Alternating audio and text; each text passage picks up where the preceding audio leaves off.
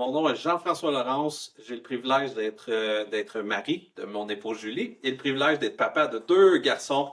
Et je travaille à Parole de Vie, un ministère qui aime la parole de Dieu et qui veut investir pour la jeunesse du Québec. Donc, décris-moi ta vie avant que Jésus en fasse réellement partie.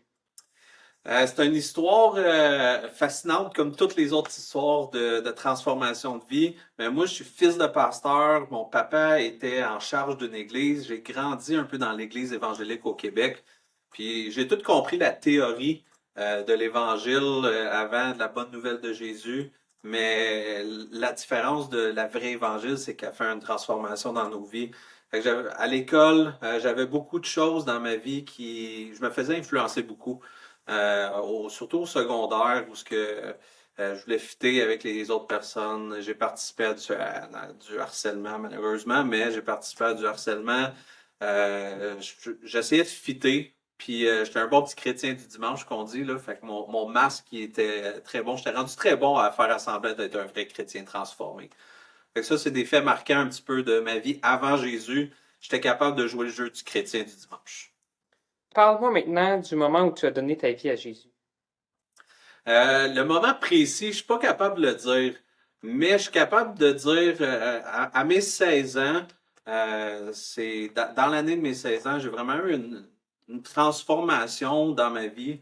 J'étais en secondaire 5, puis pendant l'année, en début d'année, j'ai pogné une mononucléose, fait que j'étais pas à l'école, j'en ai profité pour pas aller à l'école aussi.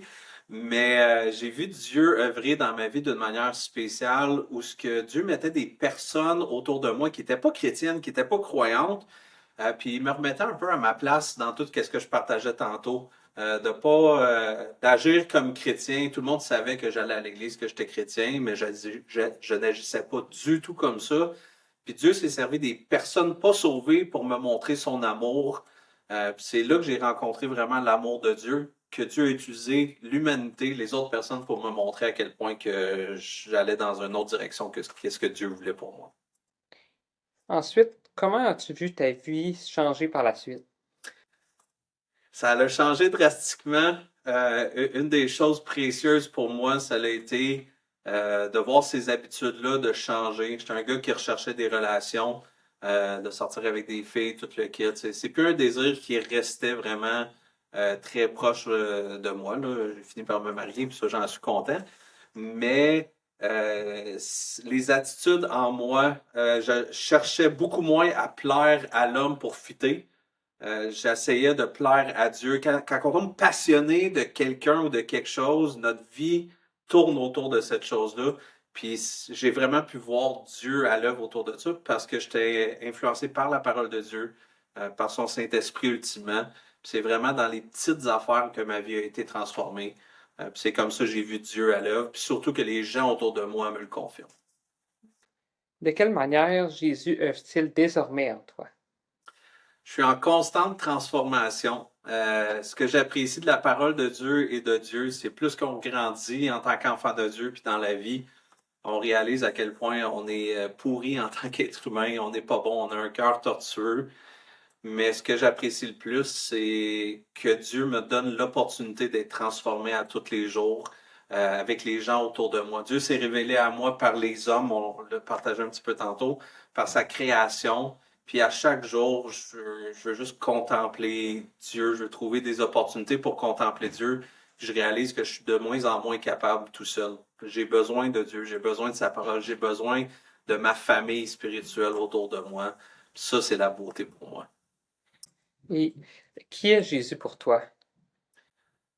Euh, je le dis souvent, des réponses d'école du dimanche, c'est un peu des réponses apprises par cœur, mais c'est littéralement mon sauveur, mon Seigneur que je veux suivre. Je veux aller au combat pour lui. Je veux être transformé par lui. Puis Jésus, c'est la bonne nouvelle incarnée, quelqu'un qui a vécu une vie parfaite pour qu'on puisse être capable de s'identifier puis se comparer en tant qu'être humain, puis qui est mort à la croix pour mes péchés, pour tes péchés.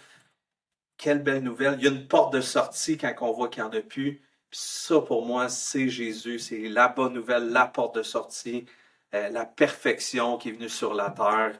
Il y a un sacrifice tellement beau qui démontre c'est quoi un amour inconditionnel. Et je vais juste rajouter une petite question. Est-ce que tu aurais un verset marquant au cours de ta vie chrétienne? Ouais, la parole de Dieu, pour moi, l'influence a joué une grosse partie dans ma vie. Enfin, quand l'apôtre Paul va adresser un peu, ne vous conformez pas au siècle présent, mais soyez renouvelés que votre intelligence soit renouvelée par la parole de Dieu.